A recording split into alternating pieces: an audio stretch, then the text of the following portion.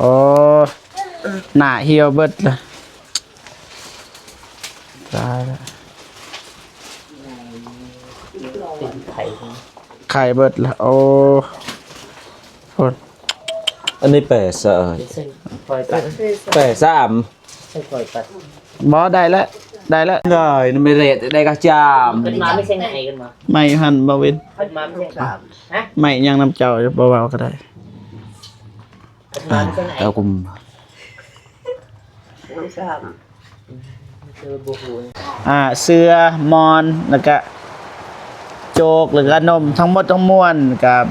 เป็นงบของแม่พิมพ์นั่นแหละไม่ได้ว่าให้อวยพรแม่เพิ่นอยู่ฝั่งไทย อวยพรทางแม่พิมพ์ให้อายุมันควันเยินให้ตลอดปีตลอดมาคิดสิ่งใดขอให้สิ่งนั้นเจริญก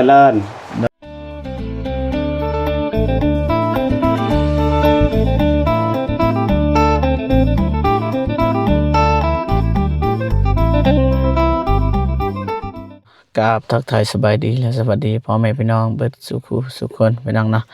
บ่ว่าอยู่ในลาวไทยหรือว่าต่างประเทศเนาะก็ยินดีต้อนรับเข้าสู่ช่องเบาเจ็บ Channel พี่น้องเนาะตอนนี้ก็มากับเบาฝนลาวใต้พี่น้องนะดอยมื้อนี้ก็บ่ได้ไปไสพี่น้องเนาะมาหาป้าของเบาเจ็บพี่น้องเนาะเพราะว่าอาการหนักเติบเนาะเบาฝนเนาะน่าเป็นห่วงตำบิดก็ว่าสิไปหาสิพาไปโรงหมอแต่ว่าทางครอบครัวเพิ่นก็บ่อนุญาตให้ไปเนาะรายละเอียดเป็นอะไรเฮาไปเบิ่งไปชมทำกันเลยพี่น้องเนาะแต่ว่ามื้อนี้ก็เบาฝนก็ได้ซื้ออยู่ในเมืองนั่นแหละเพราะว่าเบาฝนก็ไปส่งหลานโรงหมอก็เลยให้เบาฝนเอาซื้อเสื้อมาให้มอนแล้วก็โจกแหน่เล็กๆน้อยๆนะทั้งหมดทั้งมวลก็เป็นงบของแม่พิมพ์พี่น้องเนาะจังได๋ก็ต้องขอบใจหลายๆเด้อแม่เด้อเนาะโอเคมีแต่ว่าให้พ่อพี่น้องเชิญไปเบิ่งไปชมนำกันเลยว่าสิเป็นแนวใดอาการเป็นแนวใดไปบ่ฝนนี่ประมาณนี้พ่อพี่น้องเนาะนี่เสื้อซองสั้นพี่น้องมีทั้งสาดมีทั้งเสื้อแล้วก็มีมอนพี่น้องเนาะไปเรือนซานก็ของป่าก็ประมาณนี้พ่อพี่น้องเนาะป่าเพิ่นก็เฒ่าแฮงนะ เราอยู่ใส่อยู่เทิงเฮือนบ่ บ่เฮือนครัว มันขัวบ่ ไปเนาะโอ้เปื่อนเนาะ เปื้อนลายพี่น้องฝนตกไปขึ้นบ่ฝนขึ้นได้บ่สบายดีเด้อไปเบาเจ็บขึ้นก่อนเด้อสบายดีเด้อ สวัสดี สบายดีเบิดสุขคนทางไทยและทางลาวต่างประเทศ อันนี้เป็นร้านของเบาเจ็บเด้เป็นร้านก็รุ่นอายุก็รุ่นน้อยอีกแต่ว่าสร้างครอบครัวเบิดแล้วมีลูกมีเมียอันนี้ก็เมียแล้วอันนี้ก็ลูกแม่นนี่เมียนี่ป้าก็นอนอยู่หั่นแหละนี่โอเคมีแต่ว่าสิถามเรื่องอาการของป้าเพิ่นนี่ตั้งแต่ต้นนี่เป็นจังไดเป็นหยังคือแบบว่ามานอนแบบนี้นะทำอิฐทำออเลย ทำเอ็ดลาวาหันลาวแบบบ่ฮู้จักอย่างแบบระเบิดระเมอจิตใจเพิ่นเฮาถามหันเพิ่นบ่ฮู้ทำเอ็ดแต่มากัด มากัด เนาะ มากัน แม่เฮ็ดจังไดต่อบัดนี้อาการก็หนักขึ้นเลย หนักขึ้นลุกก็บ่ได้กินข้าวก็น้อยเดียวบางมื้อก็บ่กินข้าว คันบ่กินมันก็บ่ได้นะคนเฮามันต้องกินนะตัวอย่างว่าเฮาบ่ไข้ก็ยาถ้าบ่กินมันสิไข้เองนะแบบนั้นนะ มันขาดบ่ได้แล้วจน แม่นเราลูกได้บ่ปลานี่ลูกได้บ่ บ่ได้คันเฮาบ่อุ้มมันลุกบ่ได้ จังไดแบบว่าทางทีมงานเฮาคิดว่าเฮาสิไปส่งโรงหมอนะ แม่นอยู่ดอกอยากไปส่งแต่ทางลานหั่นบ่กะไปต้นเพิ่นหญ้ามันแต่ผู้เดียวหั่นยานมันถึกผิดเหตุของหยังลานเข้าบ้านก็บ่ได้ไอ้ต้นบ่หัน คล้ายๆคือแบบนี้บ่ฝนสิว่าให้แจ้งใน FC ฮู้นะคล้ายๆก็คือยานเสียชีวิตว่าซั่นซะเสีย บ่ ชี แม่น วิต อยากได้แนวนั้น แม่ยันเสียชีวิตกลางทางนะไปห้องหมอก็เสียชีวิต ถ้าเข้าบ้านบ่ได้แล้วก็เฮ็ดทีคองบ่ได้งานบ่ได้อะนะเฮ็ดพิธีบ่ได้แบบนั้นอะนะไปไว้ต้นคือกันนะไว้ต้นถ้าว่าไผบ่เข้าใจทางฮีตของประเพณีเฮานั่นก็คิดยากอยู่เป็นหยังคือบ่ไปนี่ไม่ได้ว่าแนะนำให้หมอเรามานี้หาสิโทรหาหรือว่าไปเอิ้นก็ได้นะแบบนั้นมีแต่ว่านี่แหละก็บ่มีหยังหลายนี่มีมอนมีเสือเพราะว่าทางเบาเจเพิ่นก็บ่มีหยังหันนะแม่พิมพ์เราก็เห็นนะตอนเฮาถ่ายให้เบิ่งนะแม่ก็เลยส่งเงินมาให้ซื้อแม่นให้ซื้อนี่แหละเสือแล้วก็มอนให้ป้าเพิ่น โจ๊กเลย แล้วก็อันนี้ นึกกินไหน น่าจะกินได้นะเพราะว่าตัวนี้มันกินง่ายนะบ่คือกินข้าวนะตัวนี้มันง่ายแล้วก็มีนมนำมีแต่ว่าต้มตัวนี้ทองน้ำใส่จะหน่อยเด้อเห็นบ่มีแต่ตอนนี้ก็มีแต่ปูตัวนี้แหละให้ปลาเพิ่นลูกได้บ่ ได้เอาโอมก็ได้อันโอม ไปบางคนมีแต่ว่าเอาจัดการไออยู่ทางนั้นก็ไออยู่พี่น้องจักเสียจังได๋ล่ะไปห้องหมอก็บ่ได้มีแต่แนะนำให้หมอมาทางนี้ คันหมอมีเวลาก็มาเบิ่งอยู่นี้ อ๋อจะอย่างว่าทรงน้ำทรงอีหยังเนาะ โดย เราเป็นดนบ่คือว่ามือนั่นเห็นยางอยู่เนาะ ประมาณนั้นเดือนนี้แหละ นับแต่มากัด โดยมันเป็นแนวนี้เลยนับแต่มากัดเอาก็ประจักษ์ศิวะคือกันไม่แต่มันถ้าเบิ่งนั่งเบิ่งนั่นแหละ อายุหลายเลยคันว่าได้ติดเชื้อหยังก็ปัวยากนะ เพิ่นเพราะว่าเป็นเอื้อยของแม่บ่เจ็บอีกนะ เป็น ขนาดแม่บ่เจ็บก็ยังเฒ่าแหละ เป็นปลา มีแต่2คนเพิ่นได้หยัง มันเหลือได้2คนนั่นแหละก็บ่รุดบ่ลื่นนะประมาณอยู่ 2-3 ปีนั่นแหละก็บ่หลาย เป็นปลาเนาะ เป็น อั ป่าน นี้ก็อ้อมกอดของลานแหละคือว่าอันไอ้ต้นอยากไปอยากพาไปคือการของหมาแต่คือลานว่าอันแหละ แม่นก็บ่ตินะเฮาก็บ่ติเพราะว่าทางเฮามันเคยครอบครัวบ่เจ็บก็แฮงแล้วเคยนับแต่พอแล้วก็พี่เอื้อยแน่นะหลายคนนะเพราะว่าช่วงนั้นเพราะว่าเฮาก็ฮักพอเด้ทางครอบครัวของบ่เจ็บก็ฮักพอฮักพี่เอื้อยนำก็พาไปโรงหมอนะปัดไปแล้วก็เสียชีวิตอยู่โรงหมอนะเป็นแบบนั้น คือทรงเฮ็ดนะบางยานนี่ก็บ่ได้เอิ้นเนี่ยแบบเป็นยานพอมาบ่ได้เอิ้นแบบว่าทิมเลยแบบนั้นนะใต้ต้น ส่วนซาดเฮามาจากปะนั้น เข้าใจอ้าวมีแต่ว่าปูตัวนี้แหละให้ป้าเพิ่นนอน ขอบใจหลาย เด้อบ่เว้าหลายไปบ่ฝนอ้าวถ่ายได้บ่ ๆไม่ถ่ายหลาย ถ่าย อย่าเยอะเลยไม่ถ่าย ไปแกะตัวนี้มันบ่ฝนโอ้ปิดเพลงนั่น บอลไม่ปอดผางตะปาด อะไรนะเท่าไหร่นี่บ่ฝน 2,500,000 ใครตัวใคร ตัวยังอยู่ตลาดจังสิว่าตัว แต่ว่าราคาบ่ฮอดก็ตัวบ่คนก็สิรู้ อ๋อบ่ตัวแล้วเข้าไปขายเอากำไรหั่นแหละนี่มี2สั้นพอดีเลยนี่ได้แล้วตอนนี้ไปไม่แต่ว่าย่อป่าเพิ่นไป Yoraka ngelap bana demai. มาสิจับให้บ่เพิ่น Yornya. มา Mà phải có yor này. Một lời cô lục ạ. ตายแล้วน้อย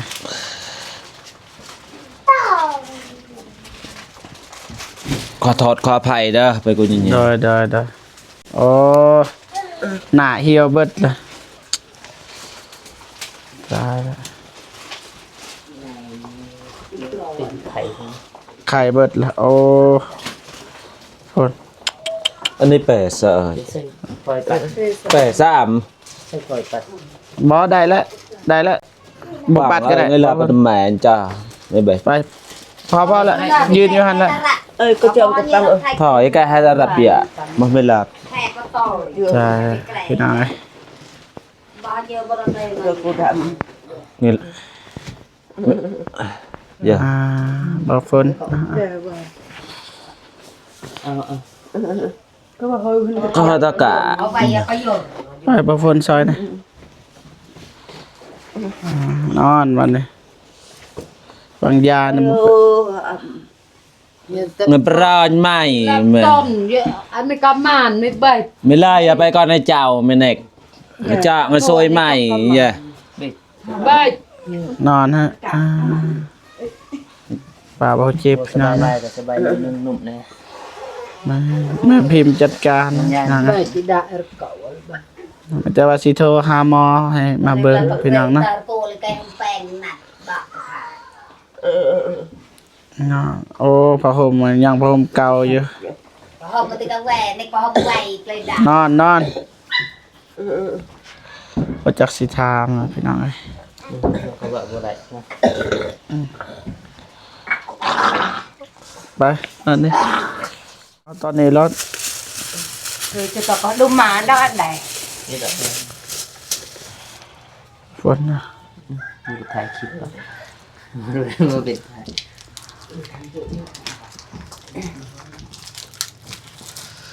โอ้ยนี่มึงไง ฮะ ในกับน้ำหอยตะโกนสะโกนก็ว่าหอย ปลาฝนพากันกล้องจากคือว่ามีสอง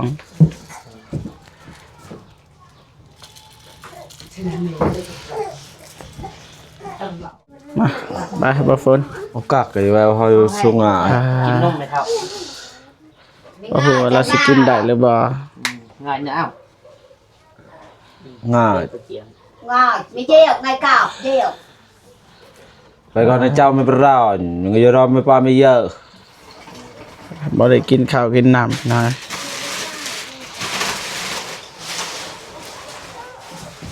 เริ่มใจเบิดเลยเลิกกินไหน จะกินได้เบิดบ่เอาใหม่อีกเจะถามมาว่าจะว่าภาษาเฮาบ่ฝน ง่ายจันเน็กก็ยืนมุงอ่ะให้ โกให้น่ะ thôi mấy bác vẻ dân mấy ngày dân dân อย่าง น้ำตาไหลเลยไปนะบ่ฝนแก่ chậm tệ กะคอยไม่ได้อาก็เกิน ก็นึกว่าเกิดอะไร เดี๋ยวก็จ้า đâu mà bố hủ nha เอาบ่ฮู้หยังยาละ ไปหอยเรการได้ยาบังอะไรเกินก็เกินอยู่ที่การเดินมาเกิน ตัดก็เกินเลยnó mới rệt đâyก็จ้า bên má mới xe ngày gần mà ไม่หันบ่เว้น bên má mới xe ngày hả ไม่ยังน้ำเจ้าจะบ่เว้าก็ได้ bên má mới xe ngày แล้วกุม làm sao chưa bố hủ บ่ฮู้นะเด็ดต้มน้ำเด้อยินบ่ ใส่จอก แม่นต้มน้ำแล้วก็ rồi rồi rồi rồi ให้โก สปายหนักแต่บ่ฮู้เจ็บไข้ใส่ก็บ่ฮู้ยังบ่ hiểu ถามเบิ่งยังบ่ dân mấy ngày dân làm พอแล้ว vào จักสิซอยจังได๋ต้มน้ำทางนี้ก็กำลังต้มอยู่พี่น้อง tất cả lời à đạc đúng người thay kẹp nung cả thôi hạt hẹt mà แม่ให้เราเบิ่งเบอร์ว่ามีหรือบ่คันโทรบ่ได้มีแต่ว่า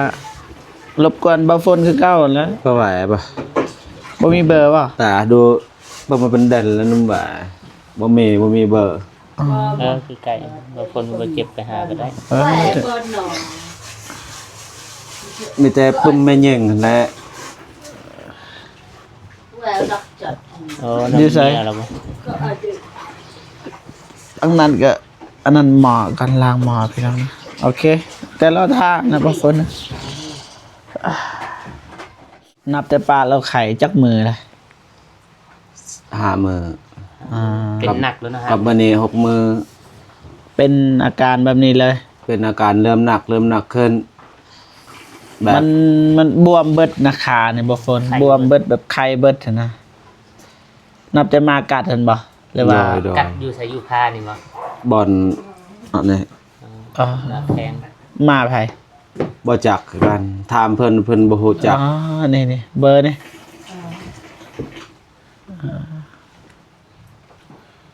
จำตัวเบอร์ก็วัน ใส่เบอร์ นี่เบืองนี่เบือง นี่โทรบ่ ก็ประทอง บ่มีเงินโทรอีกเด้อ คนก็บ่มีนี่ มา มันโทรบ่ได้ อ้าวบ่โฟนกดนะสิอ่านให้บ่เว้นข้างเสร็จไม่พิมพ์อยู่พี่น้องบ่ทันอ่าน 9671เอาบ่ถ่ายเบอร์ได้6712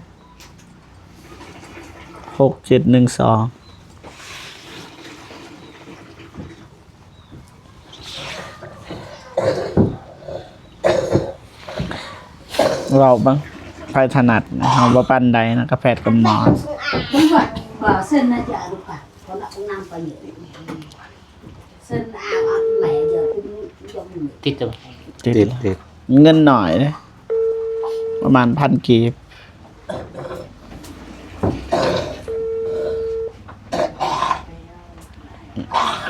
นั่นที่นั่นเด้เราอยากทมน้ำลายนะ Đây cái chợ. บ่ได้ซื้อเงียงเนาะ กรุณาฝากขอความเสียงไว้ บ้า หลัง ซะ จาก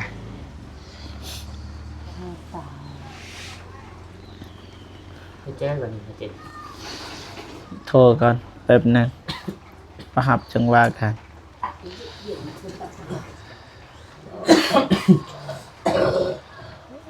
เอาเงียงไปให้เนี่ย Có bao này cái Ôi chợ. là giờ. ว่ามันก็งนแล้วก็เจ้า Nhưng mà cả gì.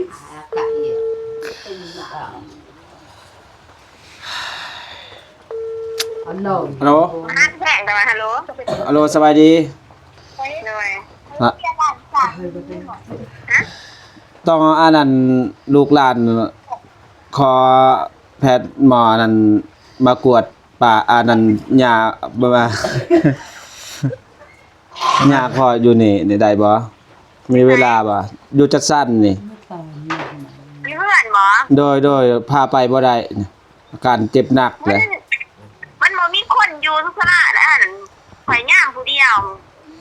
มีไฟเผาทุกสระเอากับฝนแน่ แบบเฮามาหับได้มาได้บ่ บ่มีไฟเผาทุกสระเข้าใจบ่ย่างผู้เดียวเดี๋ยวคนเจ็บมาเขาพาคนเจ็บจะให้พามาเด้อ พาไปก็บ่กล้าพาแล้วมันเจ็บหนักเลย โดยเข้าใจแล้ว ท่านว่าเจ็บนะท่านพาไปหัวเมืองเลยก็ได้ อยากขอนั่นท่านแพทย์หมอและ เพราะเรามาจากโมงยันมีคนมาจะเนาะ บ่ได้ฮอนบ่แปล โดย มีคนอยู่ทุกสระนะ ข่าวดี อย่างคนเจ็บมา โอ้โดยแล้วก็บัตรคนอื่นได้เอ่ย เกิน วันนี้วันเสาร์เขาพาการเบิดนะฮะ อ๋อเฮ็ดอะไรได้บัตรนี่ มีแต่ว่าพาเพิ่นมานอนที่สระสิเด้อกันเป็นเจ็บแม่เด้อกันว่าเจ็บแม่กี่ดีแม่นพาไปหัวเมืองเลยจังซั่นเนาะ เด้อ เจ็บปี ประมาณ80 ปีนี่แหละ โอ้เอาจังได๋เด้อมีจังได๋เฝ้าเจ็บมากมีไผเฝ้าทุกสระ แบบว่าให้มาเบิ่งข้าวเดียวได้บ่เอ่ยแบบว่าข้าวเดียวอีหลีนะมาเสกแล้วก็บางทีส่งน้ำเอ่ยก็กลับไป ได้มีแต่ว่าพามาก่อนเด้อมาพิจารณาสิเด้อเส้นกวนเฮาก็ครบแน่เด้อแต่อยู่คนเดียวอยู่นี่บ่ได้ไปไสอ่ะนะ โดย พาเพิ่นมาโหลดเด้อ โดยขอบใจหลายๆอีกแล้วตอนนี้ไม่จะว่าให้พาไปสุขศาลานะสุขศาลาก็เป็นบ้านเฮานั่นแหละคิดว่านั่นเนาะ จังหวะเราเป็นขึ้นกับบาทเลยบ่คน มันเกินกัดบานจังหน่อยบ่อยากเว้าอันนะตอนนั้น คือเว้าอันนั้น คือยากใช่เนาะแพทย์หมอคันสิว่าบ่มีเงินก็ว่าบ่มีเงินนะ คัน บ่มีเงินบ่มี คันเพิ่นอนุญาตเมื่อก็พาไปคราวเดียวหั่นนั้น โอ้ยมันก็อนุญาตให้เมื่ออยู่แล้ว แต่อย่างว่ามันบ่เซา นั้น mà cái năm qua đi đi đồ cái người lấy của tặng đi đàn nói tặng เราได้บ่ฝน บางคนแล้วแต่ไปก็ไป คันเขาบ่อ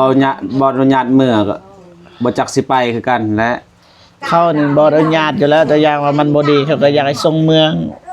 บ่ดีก็ส่งแขวง มันเป็นระบบ บ่กล้า เป็นระบบ บ่กล้าบอลฮันนั่นแหละคือค่อยเว้ามันยันเป็นแนวนี้แนวนั้นนะ สมมุติว่าทางนี้เฮ็ดบ่ได้เขาก็ส่งเมืองเป็นระบบเข้าแปลงเมื่อเทื่อก็ขึ้นพุ่น มันเป็นตามนั้นตามขั้นตอนไปแบบนั้น แต่ว่ามันทั้งหมดทั้งมวลน่ะมันขึ้นกับเฮาสิมีเงินพาไปหรือบ่มันขึ้นกับเฮาคันเฮาบ่อยากไปมันก็ขึ้นกับเฮาเขาบังคับเฮาบ่ได้นะ ก็บ่มีเงินค้ำนั่นแหละ เงินค้ำก็มีอยู่ในพิมพ์เพิ่นจัดการนะก็มันบ่แม่นว่ามันสิแพง แต่เฮาไอ้ตนบอลฮันคือลานเว้าแล้วทำเอ็ดท่านยันมันเป็นแนวนี้แนวนั้นเอาเข้าบ้านก็บ่ได้ ยากกับตัวนี้แหละ อยากพาไปอยู่อยากพาไป แต่มันเป็นบอลฮัน สิรอ ลาวคือการ สิรอทามันฮอดวันจันทร์มันก็โอ้ยโพดโพยเลย มื้อนี้วันหยังวัน วันเสาร์ ถ้าอยู่บ้านเฮามีอยู่แพทย์มาหาเพื่อนๆเนาะ มา แห่งครอบครัวลานก็มี โทรหาเพิ่นได้บ่ และหญ้า คนทางนั้นมันไกล ไกลแห่งคน มั ไอ้ต้นบอลฮัน ว่าบางเทื่อเพิ่นกับมันเช้านี่บ่ได้ประจำมันเช้าวันอาทิตย์บ่ วันเสาร์จังสิเฮ็ดจังใดล่ะ เฮาก็มันผู้ใหญ่ยังน้อยแม่นอยู่ดอกมีครอบครัวแต่เฮาก็บอกบ่ได้คือกันตอนนั้น มันยากย่านมันผิดเหตุผิดคลองนั้นลานน่ะเขาหญ้าบ่ได้ พ่อได้ไปใส่พ่อของหลานเอาไปใส่ พ่อก็คือลานเว้าหั่นแหละคันพ่อเว้าหั่น คือกัน อืม อีกแล้วยากแล้วพระฝนน่ะทางขีดเฮา ทางเหตุเฮาเหตุชนศาสตร์เฮา อยากจะสิเฮ็ดแนวใดบัดคันสิว่าบ่มีเงินก็ว่าบ่มีเงินเนาะอันนี้แม่พิมพ์ก็ว่าสิจัดการให้ขอแต่บอกว่ามันเบิดเท่าใดนะแม่เพิ่นก็สิโอนมาให้นะ rồi Ơ. ta lại để gọi เอาจังซี่แนวใดก็แล้วแต่ให้ตัดสินใจในครอบครัวเด้อแล้วก็โทรบอกเฮาแต่ว่าตอนนี้นี่เฮ็ดโจกมาแล้วก่อนไม่แต่ว่าให้ปรึกษากันยินบ่ โดย อ่า ต้มน้ำแล้วก็ลวกคือสิเคยเฮ็ดอยู่เนาะ เขาน่าไม่ถ่าย ยัง คน ไม่แต่ว่าอันนี้แหละนำสุกละตามเบิ่งก็ได้ นั่นน่ะใส่จอ บ่ฝนจัดการเจ้า สิลวก สิบ่เป็นดอกตามเบิ่งบ่เคยกินโจกบ่จัก โคตรบ่บางคนก็เคยกินอยู่แล้วคือลวกมีปกตินะเนาะ แม่นก็ลวกมีปกติ như vậy đi xa học จริงๆเฮาเป็นคนจัดการในป่าเฮาจะให้บ่ฝนจัดการก็ได้ป่าเฮานี่แหละป่าบ่เก็บ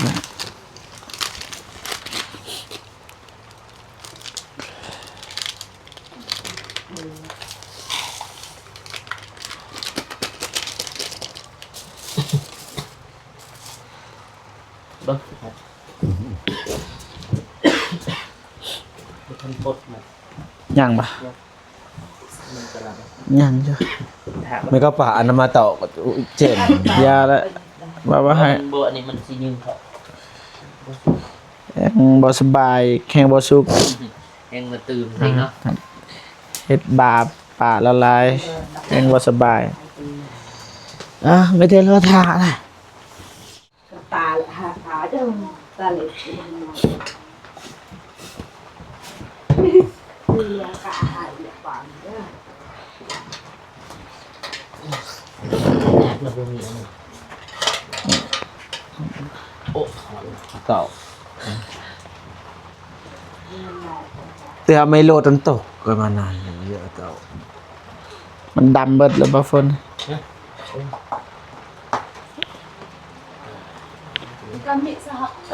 บ่อันนั้นนะเอาถ้วยมาก็ได้นะเอาถ้วยตักนะถ้วยยางgiờ đi cô gần là rồi to giờ nó bọc ยากนำบ่ฝนนะรถก็มีเงินก็มีมันจะว่านั่นนี่เด้อหลานเด้อ โดย จะว่าให้ปรึกษากับครอบครัวว่า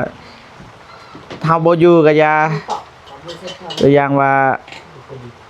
อยากพาไปสุขสลายหยังก็พาไป เรื่องเงินเรื่องคำก็โทรบอกหั้นนะ โดย เพราะว่าแม่เพิ่นก็ว่าสิจัดการให้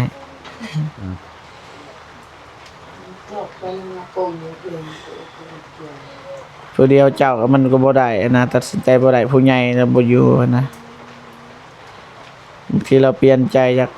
โดย ให้เราไปกับมี บ่ได้แล้วได้แล้วได้แล้ว ไว้เป็นงานตก ไปมาพี่น้องเนาะ กินข้าวกันละ จ้าจอก จ่าดิจ่า ปลา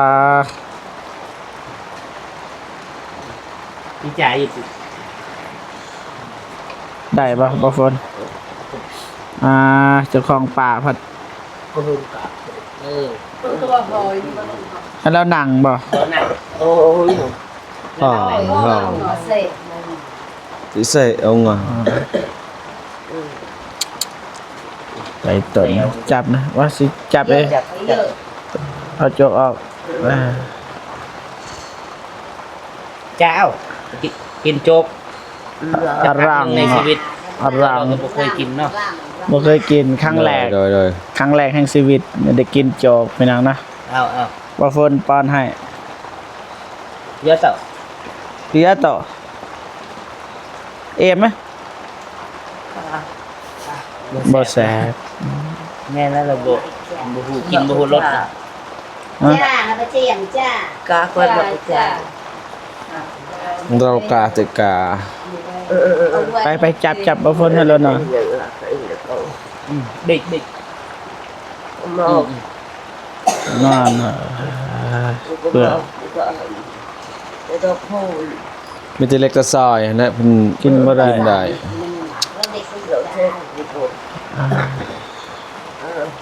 กินบ่ได้บ่ฝนนะ ไปมาจ้า ให้เด็กน้อยกินก็ได้ ให้หลานกินบ่ยอมกินบ่ฝนนะ กินบ่ได้เราบ่แซ่บ บ่แซ่บ มันคือว่าแล้วบ่สบายเนาะกินหยัง บ่ ก็ ส บ่ บา แซ่ ย บ มีแต่ว่าให้เบิ่งแยงดูแลแหละ โดย มีแต่ว่าคันคิดว่าอยากไป แต่ว่าบ่มีเงินน่ะนะก็โทรหาเฮาก็ได้ โดย โทร มี หา แต่ ทาง ปรึก ทีม ษาง าน ครอบครัวเฮาหั่น แม่นปรึกษากันก่อน แต่ว่าตอนนี้นี่ลอยแล้วบ่ไปเนาะ โดย ตอนนี้นี่บ่ได้ไปแล้วบ่ฝนนะเคมีแต่ว่าตัวนี้อาเมียนแล้วก็เฮ็ดอีกแล้วก็เพิ่มอีกเพราะว่ามันจางบ่เราว่าจังได๋เพิ่มเกลือ เอา เป็น ลอง นัว ใส่ ก็ เก ได้ ลือเบิ่งเนื้อแน่นั่น มันก็เล็กๆก็ซอยแล้วก็กินได้อยู่ แต่ว่าเฮาซื้อน้อยก็ซอยนะเฮาคิดว่าเรากินบ่ได้นะ ถ้าเรากินตัวนี้บ่ได้เนาะ แม่น ตัวนี้ได้เด็กก็ซอย โอเคมีแต่ว่าทางบ่เจ็บก็บ่มีเงินนะสิเอาเงินให้ซื้อนี่แหละเล็กตะซอยอันใดที่ป้าเรากินได้เด้อ โดย เฮาก็บ่มีหยังหลายมากมายไกลกองนั่นนี่นะขอบใจหลาย นะนี่ก็ใบหนึงก็เอาไว้บ่มีเงินคือกันพี่น้องเอ้ยมีอยู่แต่ว่ามีน้อย โอเคมีแต่ว่าเฮาก็สิกลับก่อนในบัดนี้สิไปต่อเพราะว่าเฮาสิไปทางหนองหาน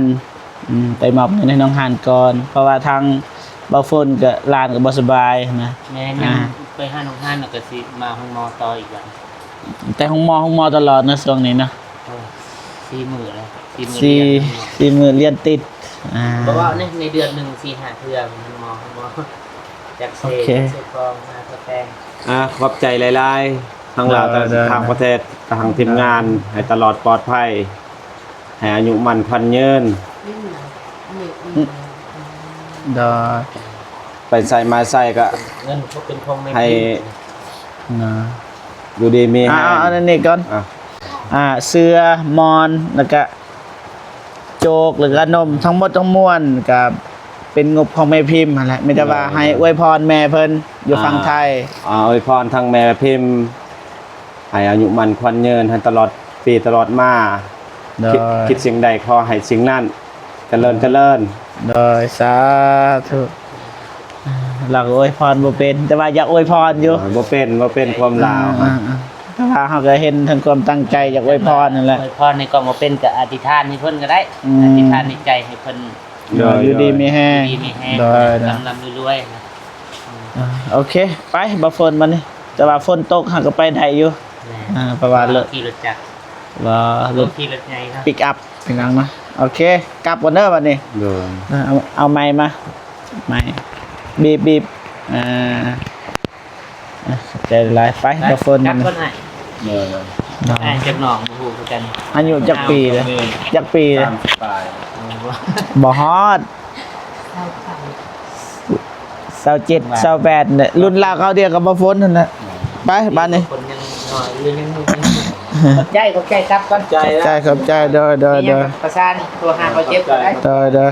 ไปบ่ฝน เรือมงเรือและตลอดปลอดภัย โอเคครับคนเริ่มไป ก็ แล้ว นอน ยังดีอยู่ได้เสื้อใหม่พี่น้องเนาะ โยแล้วยังไงกะ นี่ รถจ้า โจให้เด้อมา อันนี้อากาศอากาศ ไป ไป เดินทางกลับบาทนี่ฝนตกเลยอยู่ก็ได้ ฝนตก ไปฝนตกบ่ฝนเลย ปิดคลิปอยู่ในรถเนาะ แม่นฝนตกไปแต่ว่าบ่เป็นอุปสรรคสำหรับบ่ฝนฝนตกซ้ำนี่นี่บ่แม่นอุปสรรคทีมงานใส่บุญเฮาโธ่น้องเอ้ย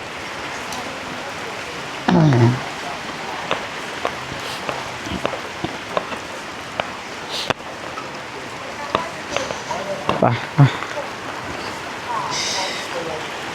ลูกยาก็ตกกับลูกจอดิค่ะ เดี๋ยว เขาบอกลูกยา โอเคว่าพี่น้องเนาะบ่าวเจ็บกับฝนก็สิเดินทางต่อพี่น้องเนาะฝนตกพี่น้องเนาะแต่ว่าอยู่ในรถพี่น้องบ่เป็นหยังโอเคไม่ได้ว่าบ่าวเจ็บก็มายามป่าเพิ่นเนาะแต่ว่ามีเงินมีงบ มีรถแต่พาไปบ่ได้นะบ่าวฝนก็ยังงงอยู่กับผิดของประเพณีเฮามันแต่รอทาพ่อของหลานหันเป็นอ้ายของบ่าวเจ็บนี่แหละปรึกษาหารือกันว่าเป็นแนวใดนะถ้าว่าอยากพาไปก็พาไปพี่น้องเนาะแต่ว่าตอนนี้นี่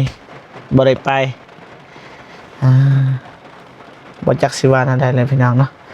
ไม่ได้ว่าบ่เจ็บก็สิจบคลิปก่อนเนาะก่อนอื่นเบิดก็ขอบใจหลายๆทางแม่พิมพ์นะที่ให้บ่เจ็บแล้วก็บ่ฝนเป็นสะพานบุญในครั้งนี้นะจังใดก็ขอให้แม่พิมพ์จงมีแต่ความสุขสุขภาพแข็งแรงขออยู่มันคนยืนความเจ็บบ่ให้ได้ความไข้บ่ให้มีเด้อนะสาธุโอเคพี่น้องเนาะบ่เจ็บก็สิจบคลิปก่อนเนาะพอๆกันคลิปหน้าเนาะสำหรับคลิปนี้ขอกล่าวคำว่าสบายดีเด้อพ่อแม่พี่น้องเบิดสู่ผู้สู่คนขอตัวเดินทางไปก่อนพี่น้องเนาะบ๊ายบายเด้อ